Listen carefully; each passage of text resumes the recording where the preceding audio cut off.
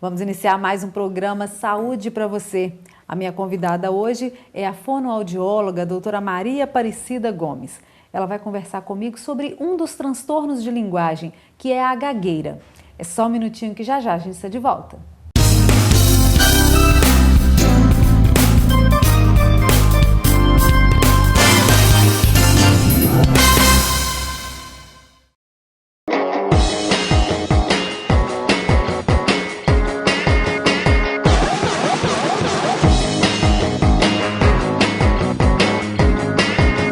Doctum TV, online 24 horas. Já estamos de volta com o programa Saúde para você. Agora sim eu vou conversar com a doutora Aparecida sobre transtorno de linguagem, hoje destacando a gagueira. Aparecida, fala para a gente primeiro, quais os principais transtornos de linguagem? A linguagem, ela é caracterizada pelo não desenvolvimento da criança quando ela não compreende e não expressa o que ela vai falar, e o indivíduo ele fica preocupado porque a criança não consegue comunicar, ou seja, os pais, os amigos, os avós e os tios. A partir daí é preocupante tanto para quem toma conta, às vezes a criança já está na escola, é procurado o especialista e o especialista vai fazer a avaliação. Então, vários são os transtornos. Nós podemos ter um simples atraso de linguagem, um atraso que vai ser categorizado, ele pode ser simples, ele pode ser um atraso moderado, profundo e severo.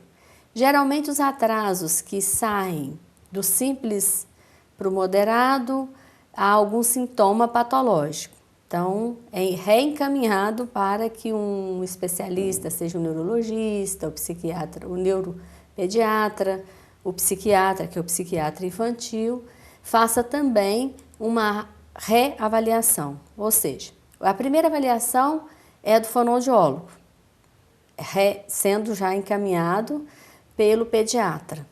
Às vezes, são os familiares quem nos encaminham, às vezes são os pediatras.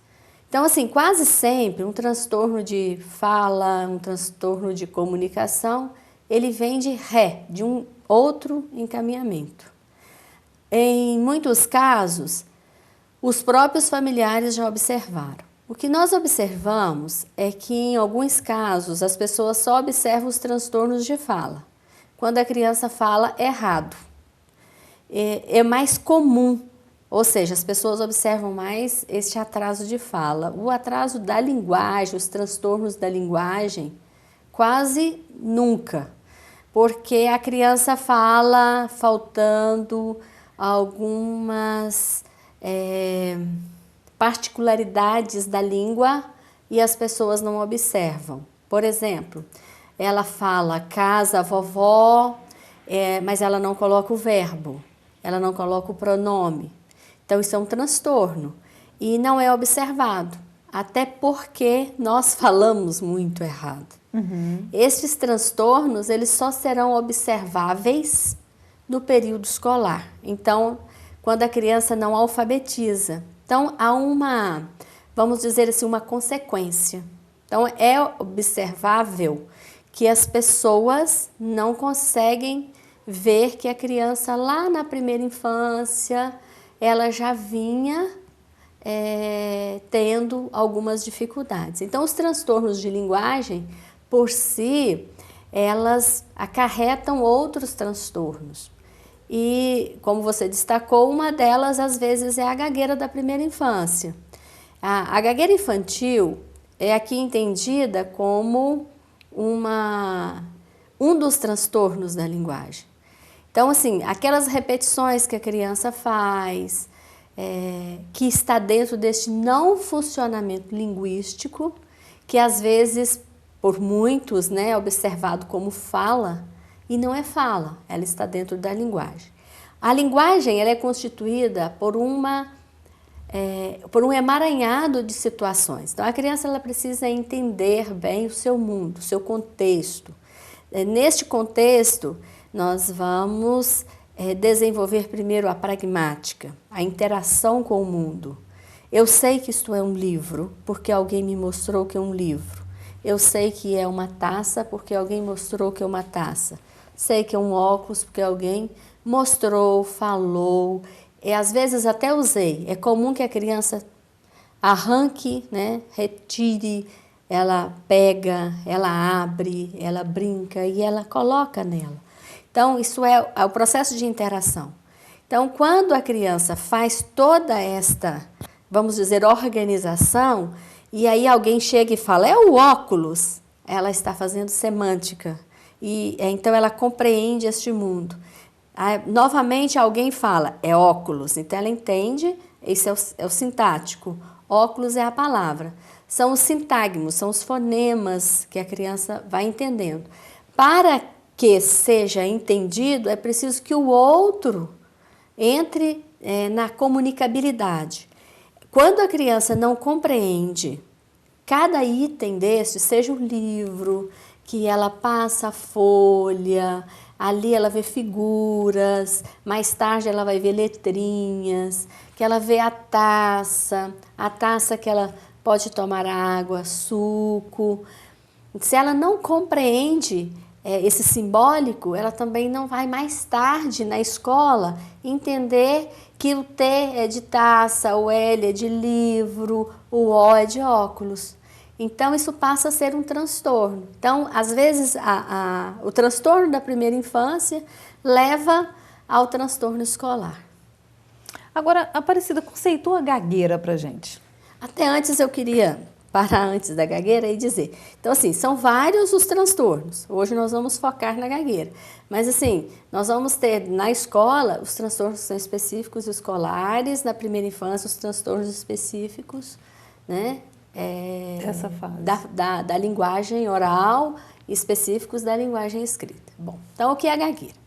A gagueira infantil que nós estamos focando aqui hoje, ela é um transtorno que parte do funcionamento da engrenagem deste processo de língua e linguagem. Então vamos lá, a língua é o idioma. A linguagem está no pensamento, na organização do pensamento. Então, a fluência, ela refere-se aqui ao fluxo contínuo do humano na elaboração desta fala. Quando não há um fluxo da produção da fala, vai haver uma descontinuidade. Esta descontinuidade deste fluxo faz com que o sujeito não flua corretamente. Não fluindo, eu vou ter a disfluência. Em alguns casos, a disfluência, ela não é uma gagueira. Ela é apenas um transtorno da minha ansiedade para falar. Então, esta ansiedade pode ser vista como um processo da elaboração do discurso. Ou seja, eu até usei gestos para que as pessoas que estão nos assistindo entendam que o fato de usar muitos gestos também é um ato descontínuo da fluência desse discurso. Por exemplo, quando eu estou batendo um papo e eu uso muito o jeitinho mineiro, o ai,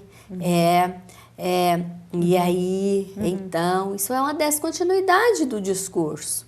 Então, assim, nem sempre quando nós citamos que a pessoa é fluente, ela é fluente. E nem sempre quando a gente fala da gagueira, nós falamos de uma pessoa gaga. Nós estamos falando de uma pessoa que não flui. A gagueira, ela é entendida como o não funcionamento desse discurso fluido. Ok, nós vamos para um pequeno intervalo. Programa Saúde para você, volta já. Agora você assiste a Doctum TV a qualquer hora e em todo lugar. Com o aplicativo Doctum TV para Android e iOS, você pode aproveitar toda a nossa programação quando e onde quiser. E o serviço é totalmente gratuito. Basta baixar e instalar no seu celular ou tablet. Baixe agora o aplicativo Doctum TV e aproveite a melhor programação. Ao vivo, de onde você estiver. Estamos de volta com o programa Saúde para você. Hoje conversando com a fonoaudióloga Maria Aparecida sobre um dos transtornos de linguagem, que é a gagueira. Agora, Aparecida, fala pra gente quais as causas da gagueira. A principal causa pode ser etiológica, né, de caráter orgânico. A literatura fala também das questões hereditárias, muito estudado no momento. Geralmente, quando chega no consultório, a primeira pergunta é se familiares fazem gagueira. Uma porcentagem muito grande, você vai ver que alguns parentes são gagos. A orgânica, às vezes no no pós-natal, algumas crianças têm alguma lesão. Tem também as causas dos traumas cranianos e alguns traumas. Estes traumas, às vezes, são tratados concomitante, fono e psicólogo, mas eles são mais raros. A causa mais tratada e que leva mais pessoas ao consultório é a gagueira da primeira infância. Entre os 2 e os 5 anos, as crianças fazem este período de disfluência. Essa disfluência ela é causada pelas hesitações, pelas repetições, principalmente do início da palavra. Ou seja, a criança quer falar uma palavra e ela fica muito e não consegue falar. Então, é como se ela não organizasse o seu discurso. Psiquicamente, se a família reforça, a criança fica ainda mais excitada e daí pode-se causar uma gagueira. Nesta fase, se nós chegamos com o reforço, é até uma orientação, né, e falamos, calma, respira, fale devagar, nós estamos atenuando o quadro. Na verdade, nós deveríamos fazer o contrário. Aguardar, dar um tempo, para que ela reelabore o seu discurso. Quando nós fazemos, espera, respira, nós já estamos dando a ela uma forma dela pensar que ela não está elaborando bem o discurso. É como se nós fôssemos falar em público e você tem medo de falar em público. E o público fica ansiosamente te aguardando. Se você vai falar em público e o público está ansioso, né? Sem esta expectativa, seu discurso flui naturalmente. Já se você chega no público e o público está ansioso te aguardando, o seu discurso não flui com naturalidade. Então, a Sylvia Friedman, por exemplo, ela fala que o discurso do gago é o discurso que é interrompido pelo interlocutor. Então, isso é real. O que a gente observa é que a criança, às vezes, ela quer fazer o discurso do adulto. Então, há aquela dificuldade dela de organizar. Então, ela fala muito rápido, ela tenta falar rápido. Daí, a repetição das primeiras sílabas. A fluência, ela precisa da organização deste fluxo. Ela precisa de uma durabilidade do desenvolvimento organizado de cada fonema, para que ela seja expressada dentro de cada espaço. Agora, Aparecida, o que deixa os pais aflitos, né, quando uma criança começa a gaguejar? Na verdade, os pais, eles esperam um desenvolvimento 100%. Se a criança não mama, ela perde peso. Se a criança não sorri, eles esperam que ela sorri com facilidade. Se a criança não come as primeiras papinhas, eles esperam que ela coma a primeira papinha. Assim são as primeiras palavras. E há muito aquela, vamos dizer assim, gincana de pais, né? O seu filho está falando, o meu não está falando. Então, o desenvolvimento, ele não é idêntico. Pode ser que seu filho esteja falando, o meu não, pode ser que o seu esteja andando e o meu não. Então, o desenvolvimento, ele não é estático, o desenvolvimento ele é dinâmico.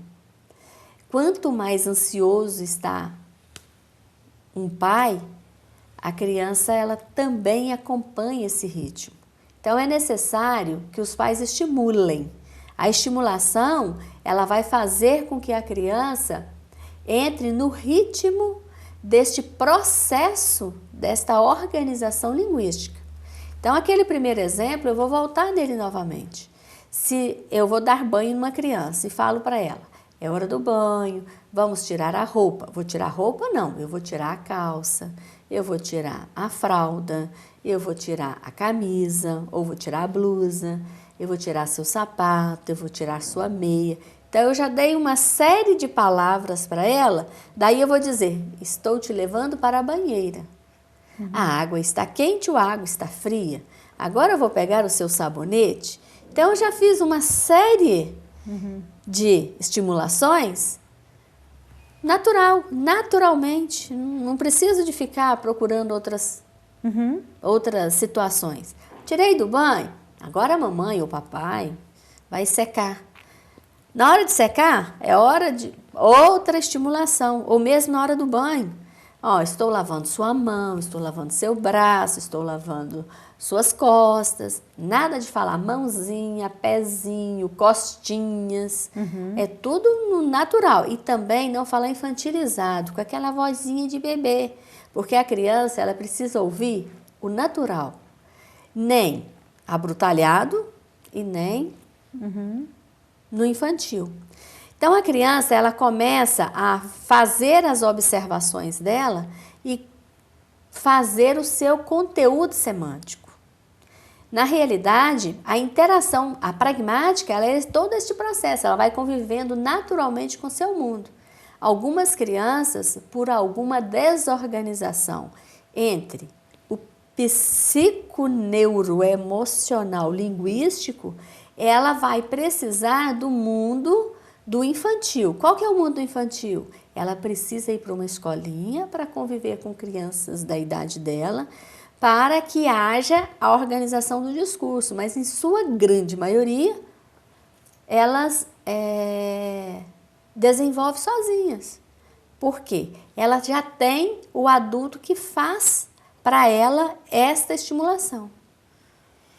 Ok, tá aí. Mais uma dica do programa Saúde para você. Agradeço a participação, Aparecida, no nosso programa. Obrigada a você. Ficou alguma dúvida? Quer sugerir um tema para a gente? O número do nosso WhatsApp está aparecendo agora na tela ou na nossa página do Facebook. Até o próximo programa. Saúde para você!